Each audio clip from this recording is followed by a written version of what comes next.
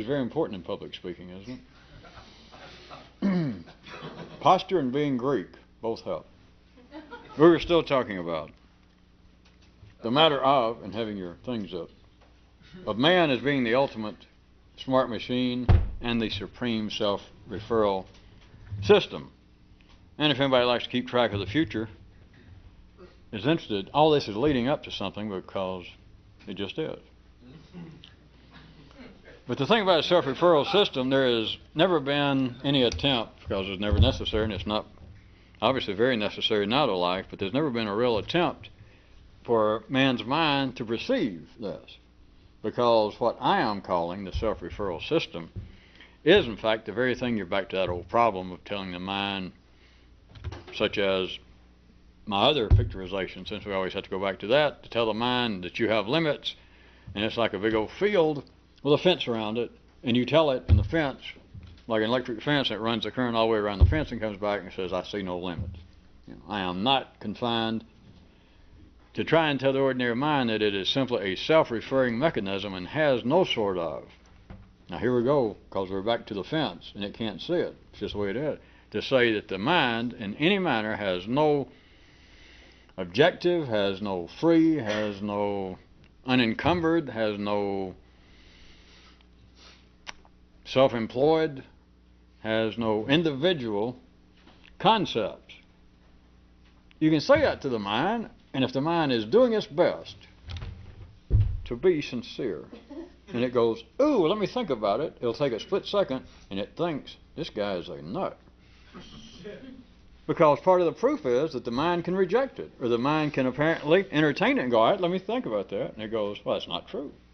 And the proof is because it can say, all right, I'm going to think about it. I've never thought about it that way. I'll think about it, and if it's true, I'll admit it. It ain't true. Go away. But this is, I'm trying to drag you up to an edge. I don't know how long it's going to take. What year is this? But there is a way in which that man is specifically up here, a self-referral machine, and it is true all the way from man's technology, as we point out, like furnaces and rockets and spacecraft. Everything that man has invented that would be classified as movable machinery. All technology in some way is self-referring, even in areas that is not normally mentioned. But in some way a machine has to refer back to itself, because even at the primary level, man is doing the same thing, which is no great interest to us. Is why we mentioned it. What? Okay. I knew everyone enjoyed that. Let's flip back up on it again, some of the things we already mentioned. But at the primary level, the self-reference with man, if we're talking about man's just physical essence, his physical being, that which he shares in common with rhinos, hippos, and in some cases, beavers. The people I was pointing at, it had no relationship to those particular zoological entities. Like hell.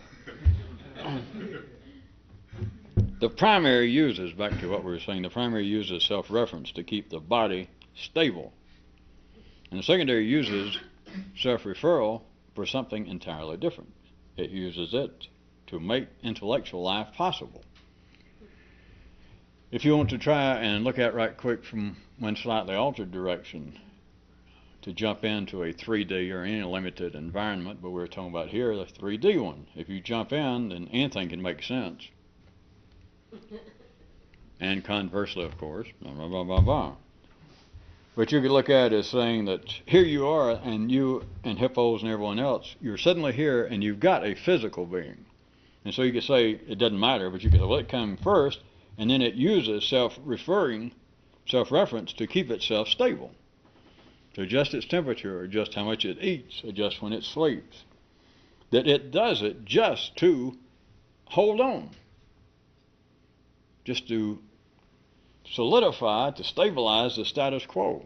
Whereas looked at from that same kind of incomplete, limited, or inside of a limited, finite landscape, you could say that self-referring had to come first for the intellect to ever become alive, because self-referring is not for the intellect to stay stable.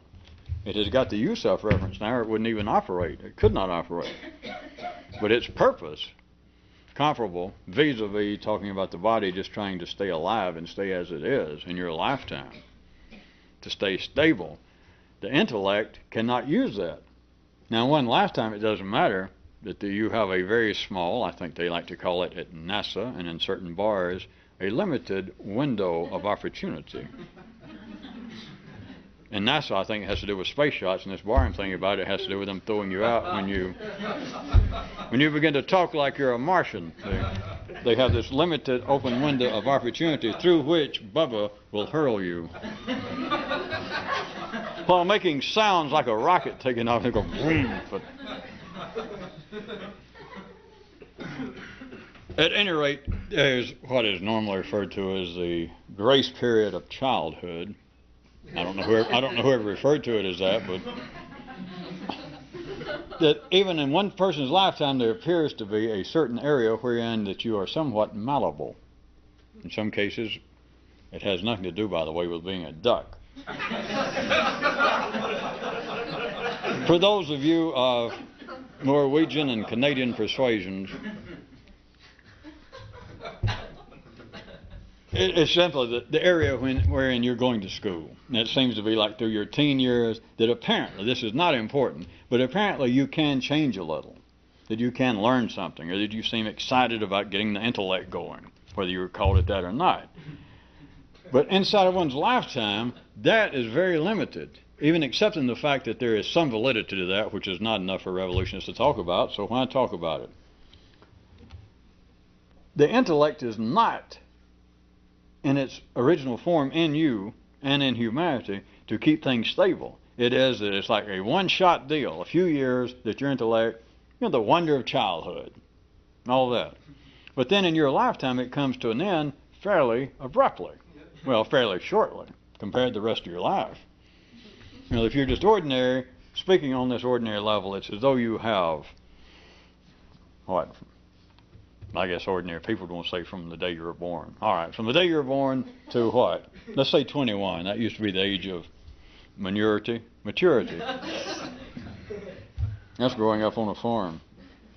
But you would say that you got 21 years, which is being charitable about it, that you can do something with your intellect. And so then at the age of 21, though, you can go, hey, I'm grown, forget it. And then you've got nowadays, what, another 45 years to stagnate, that you do not have to do anything new. So in a sense, after that, the intellect is no longer trying to change, trying to grow. And yet it is not for the purpose of stability, because if it had been for the purpose of stability, it would have been what it was to start with, in the same way that your digestive system, that your respiratory system is already self-regulating, self-referring when you're born if you're just ordinarily healthy. So that self-reference system is to keep the body stable, to keep it really as it is. Forget the actual growth process. It's to keep you healthy from the day you're born until the day you die. The day you die, by most classifications, you're no longer all that healthy.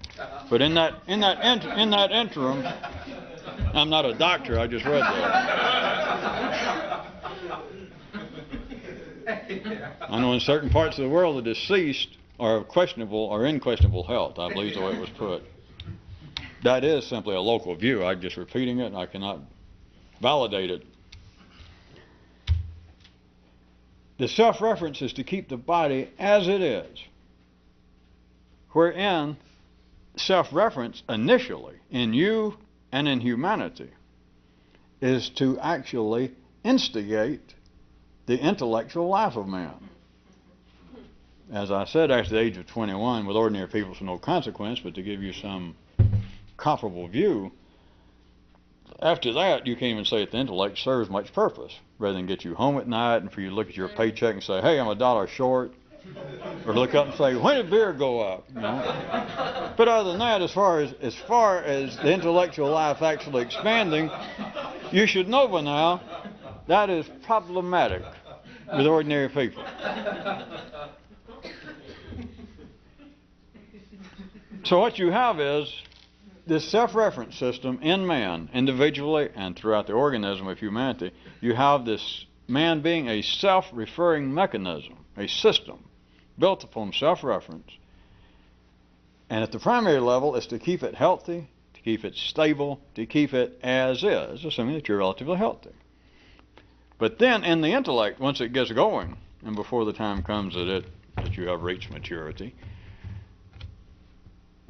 that it's to get the intellect growing. But then on the large scale, not just you individual now, but humanity, which is overlapping in all sorts of time zones, because there's always people who are less than 21 on this planet. There's always a new generation, new bundles of genes. And so at the overall level, you follow, we jump from the individual now, the ordinary individual, that at the overall level of humanity, no matter what their age is, the self-referring system of man at the primary level is to keep humanity physically stable. But then speaking of humanity as a whole, taking into account you've got people 60 and you've got people 12 all over the planet, then at that level, the self-referral system of man at the intellectual level is to make change, not to support the status quo. But then you have got to see change in a particular way. I know everyone talks about it out in life, which we've been through this, so you should find it a curious hobby that everyone talks about it, and just ask yourself, under ordinary conditions, how much change is possible? And instead of looking at a thesaurus, as that man did, you could do this to ask, what is the possibility of change under ordinary conditions? Then, rather than seeking a synonym for a certain word, you could pose the question, has contemporary mathematics found any percentage above 100? There is your answer. At any rate, back to change, is you have at the overall level of humanity, not an individual case of an ordinary person, but at the level of humanity as an organism, then the intellect is using the self-referral structure to change, not individually, but overall. But change, then, you have to see, as opposed to at the primary level, that change is absolutely synonymous with growth. And at the ordinary level, the intellect, although it's in charge of that, has no tolerance for it. And when I say no tolerance, maybe some of you reacted not too soon. But let me tell you perhaps why you reacted. Is the intellect will talk about change, and yet insofar as change being growth, it does not want to talk about it. It does not even want to think about it. Because once you get past your own individual age at the ordinary level of having some small window of intellectual opportunity, which is meaningless, but by the time you reach 21, and ordinary people, of course, can't explain it. Well, yeah, I used to be sort of intellectually curious and somewhat of a maverick. But Jesus, now I'm married, she got pregnant, I got 3 kids, I got 4 mortgages, I lost my job. Who's got time for that? I wish I had time for that. But, it's either I got to get to work today and make the payment on the pickup truck, or sit home and, ponder Aristotle. I better go to work.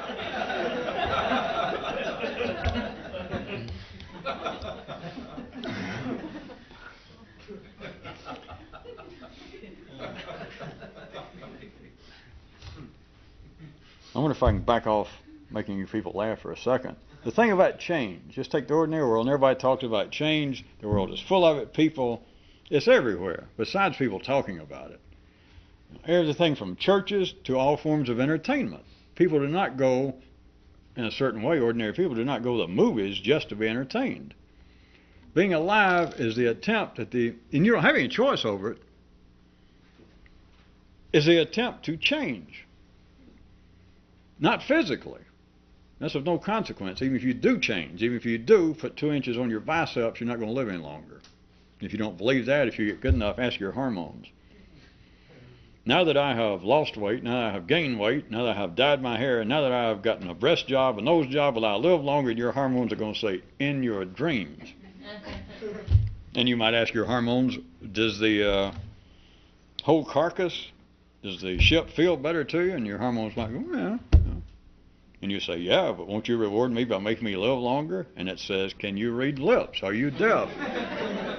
We said we appreciated it, but you ain't going to live any longer. It is the intellect, that is the higher end of the nervous system, the part that thinks. It is that is driven by change, but not individually. Not individually after the age of 21, just for instance, just picking that number arbitrarily. Not only that, but after that age, people do not want to think about change. I'll give you a second. You think about it. Think back at your own life. Who wants to think about change? Now, normally people do not want to think about change at the physical level, which is moot. We just got through doing that. Who wants to think about, well, you just got through watching a TV show, or your brother-in-law just said, boy, I took up jogging, I quit smoking, I gave up cocaine, I feel a lot better. And your wife, your husband looks at you like, then her and your brother-in-law look at you. Then your little kids come up and your dog, and everybody looks at you like, you start thinking, run? Oh, Jesus Christ, I'm 35 or I'm 50. Give up booze? Nobody wants to think about that ordinarily. Now, some people do. Or else my spa lady or the YMCA and all the gyms wouldn't be in business.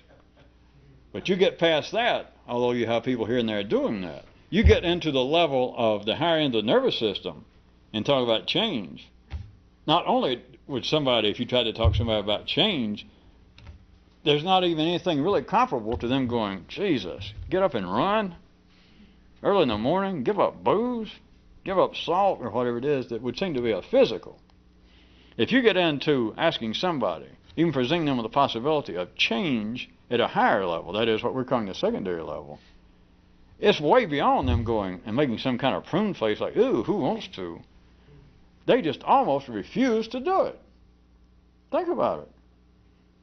If you don't think, there's got to be some example, isn't it? All right.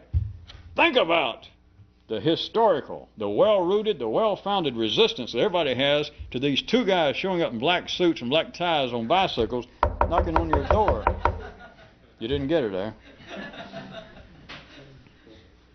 The resistance of someone, and there's no real great example, as I guess I just proved, of someone trying to convert you to something was the whole point. Of someone stopping you on the street, if you're just an average person, and saying, do you believe in Jesus? Or are you a registered Democrat? Of course, it's normally religious because they start getting their fingers too close, further down the nervous system into important stuff. You know what kind of stuff that is. And I'm saying, are you a Christian? Are you a Buddhist? Are you living a good life? Now, ordinary people, doesn't matter who they are, ordinary people have a certain resistance to that. And, of course, they would explain it, well, I'm a Jew and I don't need somebody trying to convert me, or I'm a Democrat and I don't need somebody saying, you ought to be right. They got an excuse, but that's not it. It is that the nervous system, once you get beyond what we're calling the primary level, once you get beyond the idea of, won't you go out and jog? Somebody will go, oh, and of course there are people here and there that will jog. But you start fooling around with the nervous system on the level of, now those examples are still not good because some of you could even say, well, people do convert from one religion to another. I know that. And I say there's no perfect example, but when you get higher up in the nervous system and you ask somebody, change, it'll be good for you.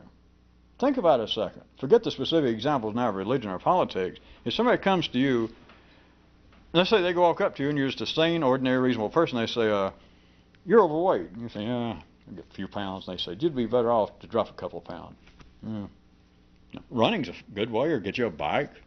Don't wear a black suit and don't carry a Bible, or some neighborhoods they'll take shots at you. But at any rate, get a lecture, and you might go, well, yeah, can't deny it.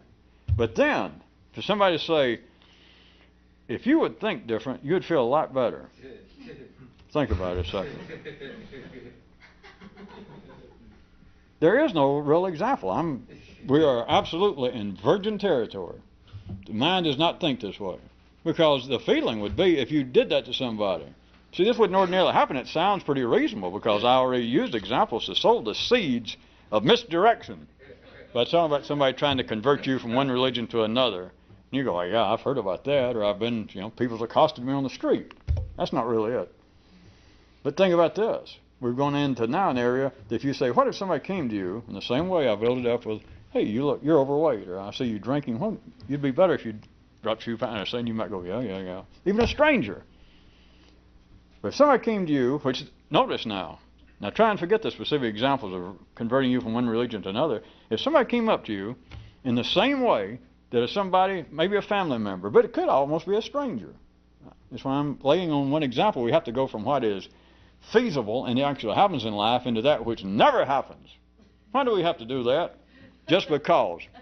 Don't keep asking me those dumb-ass questions.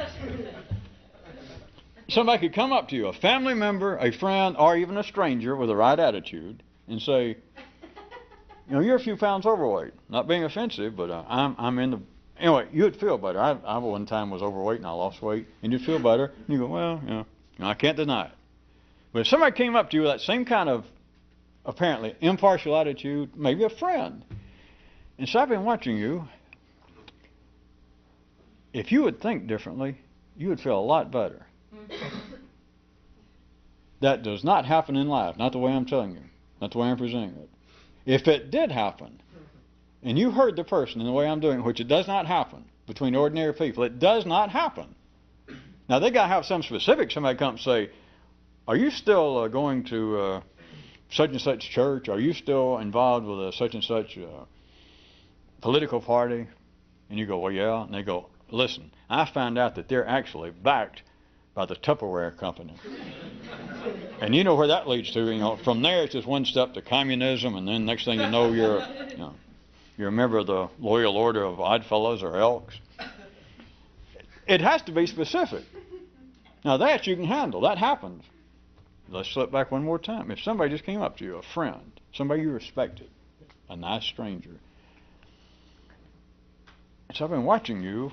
You got a hell of a mind, which is a version of, you look like you'd have a good body. You'd be in good shape if you dropped a few pounds. So you go. But if somebody comes and said, I've been watching you, and you got a hell of an intellectual potential. Well, thank you. And I mean, no offense, but if you would think differently, oh, God, what an improvement. How much you would enjoy it. It never, ever, ever happens in life. Not that way. It has to be based upon anecdotal reality. Because if somebody says, what in the hell are you talking about? The person then would have to go, well, what I meant was, I see that you're still involved with, and they say something like, you still are fooling around with that kind of existentialist attitude. Well, yeah, I still read the book. And then you're all right. Because you can either, you and the guy can dance a while, and you say, well, you remind me a lot of John Dillinger. Do you dip? But if something in life, another person just said, instead of lose weight, instead of specifically stop something that would apparently be intellectual, like stop, you'd be better off if you would quit believing, or if you'd quit reading and espousing your interpretations of Hindu literature or whatever. As long as they do that, that's one thing. But somebody just said, change the way you think. In the same way, lose weight. Not lose weight because you'll be a better Baptist. No, it's ridiculous. Lose weight because you'll feel better. All right, you could be right. I can't deny it. If somebody says, think differently and you'll feel better. It never happens. And if it did, as I said, they'd have to go, what? In what way? And the other person would have to go, well, quit being so dogmatic in your moralistic judgments. And then they go, well, you could be right, you could be wrong. But if you just said, think differently and you'll feel better. Nothing. Now back to where this was a few minutes ago. The ordinary mind will not even think about that. Not just simply because no one ever presents it, but the ordinary mind will not think about it. It will think about specifics. That, well, maybe I should change so-and-so about the way, and it, most of the time, most people would attribute it to their feelings. They say, well, I shouldn't be so hostile, or I shouldn't be so jealous, I shouldn't be so self-pitying. That's all this. Because if you're not losing weight, you're talking about changing this. I mean, they can call it whatever they want to. I should be more religious. But it's either losing weight or change the way you think. And if you tell somebody, well, the whole point of the human nervous system in humanity, not the individual ordinarily, but in all of humanity, the point of the nervous system getting up to the secondary level is to change. because the primary has not changed. Constructively speaking, man is not all that different than he was 5,000 years ago. But, how about this? It's a totally different world. And if you don't think so, because you may say, well, how can I compare how somebody thinks? Compare this, mother. Look at the archaeological digs of what was going on 5,000 years ago, and now turn around and look. And if you've got any sensibilities, you've got to go, Jesus. You know, it's quite different from all appearances, by all good reports. Right now, here it is in downtown Memphis than it was in Macedonia. Or Athens, Georgia is completely different than it was in Athens, Greece 3,000 years ago. And only crude sort would, which I'm sure you people are not, would think, well, wait, this has something to do with technology and the movement of civilization, etc. Yeah, it has to do with this. The only way that things got moved out there was they got moved by this. Not that, they got moved by this. It is the purpose of the intellect to change, because change is growth. At the physical level, comparatively speaking, it's not, which is part of the, from a more complex view, the foolishness I brought up last time of people saying, well, I'm going to change the higher end of my nervous system. They normally think of it as being, they call it spiritual and that kind of thing, is I will quit eating and live on top of an iceberg to improve the higher end of my nervous system. What sense does it make? None. It's a meaningless hobby. But then if you try and talk to somebody specifically and say, all right, you could do something specifically here. If you're going to do it here. Don't say, well, I'm going on a fast so that I'll begin to have visions. I don't know why I picked that, because, hell, if you do starve yourself enough, by God, you will have visions. You'll begin to see the domino man knocking on your door. You'll begin to see Colonel Sanders flapping his wings, trying to fly.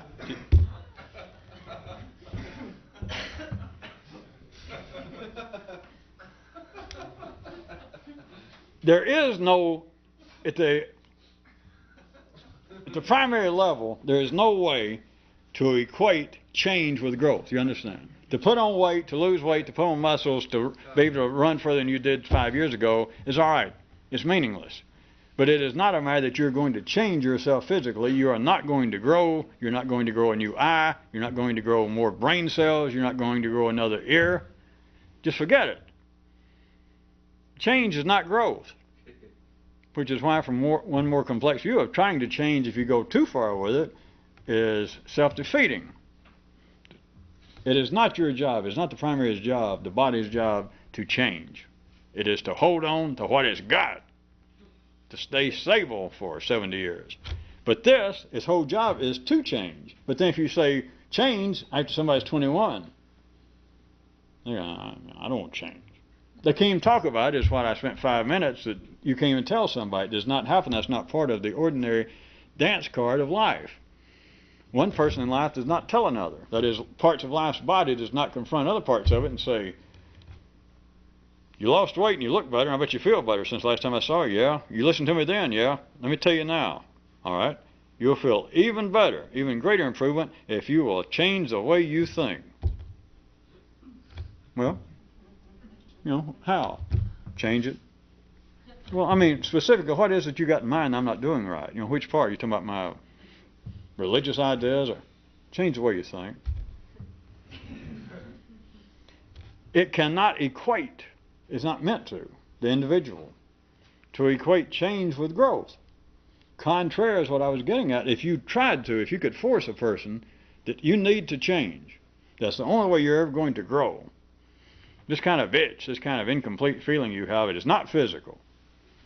You can go out and lose weight, you can put on weight, and it's fine. But it is not going to cure that itch.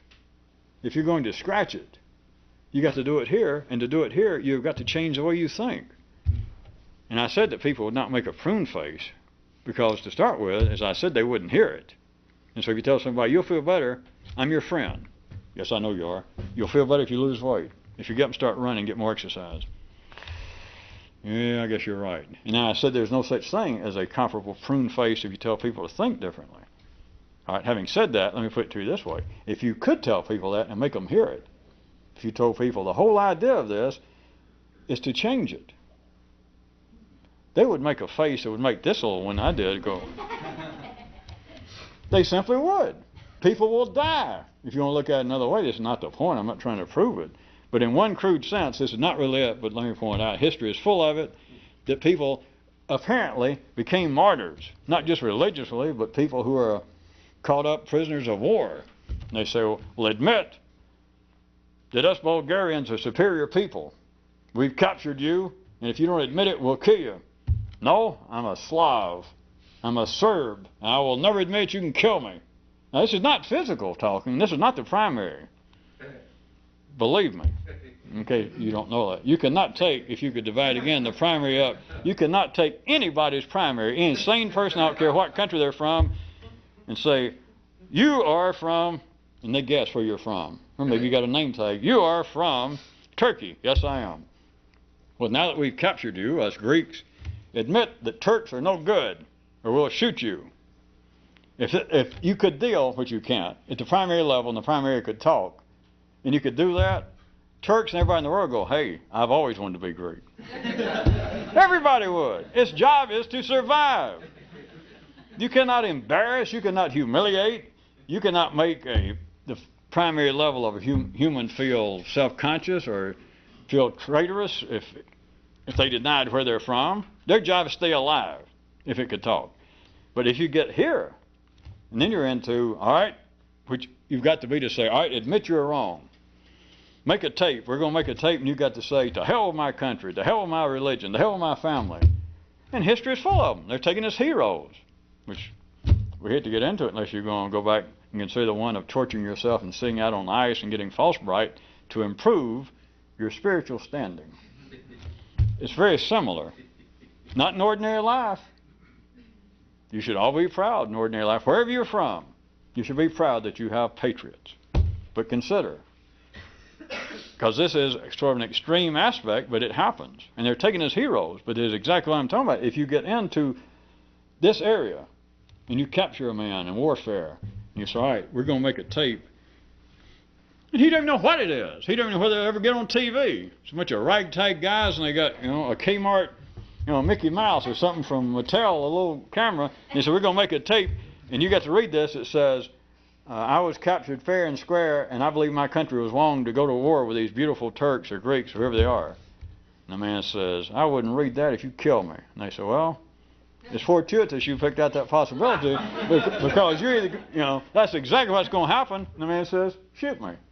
And history's full of it. They shoot the mother. And they're regarded as heroes. But notice, from another view, now forget that that's part of the ordinary flow of life, where I started pointing at tonight. You start into this, now they call it something else. They call it patriotism and all sorts of things. Fidelity to my mother religion. Keeping the faith with my family. I don't care what they call it, but notice this. They're saying, you got 5 minutes, or maybe 30 seconds, to sort of change your mind. Of course, what they're really saying is even less than that. Change what seems to be the material reflection of your thinking. Is read this and say that you believe the Turks were wrong to start this war. And the guy says, well, I don't believe that. And they say, tell you what, we like the cut of your jib. You don't have to believe it. Read it. Read it or die. And the guy says, well, now that you put it that way, I'll read it. History's full of people that go, no. And they say, fake it. How about Socrates, if you don't like that? They even came to him. The judges, the Senate sent word, look, get up here and make a perfunctory apology. Say, all right, I shouldn't have done all that stuff and I won't do it anymore. Well, we know you don't mean it, just do it. And he said, well, screw you. He said, I know what you're saying. He went through, if you remember, and you read it, he went through a long thing about, I know what you're talking about, which is a better reflection than his ordinary available in life, is why I suggest that such stories as that even survive. That is a better than normal reflection of the kinds of things I'm talking about, that somebody could come to you and say, change the way you think, and you can't do it. You don't even want to hear about it. Those kind of stories, and religion's full of them, and martyrdoms, the whole point But I'm taking now a very cold view, which is a more complex view, for you to see beyond polarized thought about it being right or wrong. Is not the point. But you start getting into the higher end of the nervous system as the secondary world, and you tell somebody to change. Now, they come up with the story, well, I can't change because God didn't want me to. All right. Go back to what I'm saying. Forget all that. I'm not saying it's wrong. It's just childish. It's a crude reflection. They can't do it for one reason. Why? Because they can't.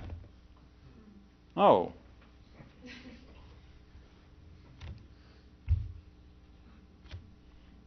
Everybody wants a fancy-antsy explanation to life, don't they? Yeah, it was going all right when you're talking about Socrates and Greeks, but no, I will die before I change my mind. Why is that? Because I can't. You never heard that? Never. I bet you're not. You won't change what you're saying. You won't change because you don't want to go against your God. No, that ain't it at all. I don't want to vote in the head, and I would do it in a minute, but I can't. So you never hear that. Why? Because you never hear that. Well, why have you never heard that? Because no one ever said it. Oh, all right. If somebody said it, how about this? Nobody ever wrote that down. Nobody ever remembered that and said, hey, pass this along. They were about to kill this guy. And they said, we're going to kill you unless you change your mind. And he said, God, that I could. And they said, well, just change your mind. He said, listen, I'd bend over and grip my ankles and take a deep breath and stick hot coals in my ears right now to keep from getting shot to do what you want, but I can't do it. Says one guy, I just heard that happen. If we don't write this down, it be remembered. Pass this along because this is weird. This could be important. Never been passed along. Of course, I say it's never been said before. It's a safe statement, isn't it? Because even if it was, as I pointed out, I covered it. Nobody wrote it down. Nobody remembered it. And some guy said, well, I'd do anything right now to keep you people from putting me through this horrendous torture that you've promised will be my fate unless I cooperate. I would do anything to stop you from doing this. And I'll lose weight. I'll run every morning. But you're asking the impossible. You're asking me to change my secondary world, and I cannot do it. There's been nobody hiding over there, or just a guard or somebody there that went, that is heavy. Hubert, won't you write that down? I'm not sure what that means, but somebody should remember that because I've never heard anybody say that. That is weird. Never been remembered. Even if I'm wrong and it has been said, which I'm not, but even if I was wrong, when I say it's never been said, how about this? Nobody ever wrote it down. Why? Until next time.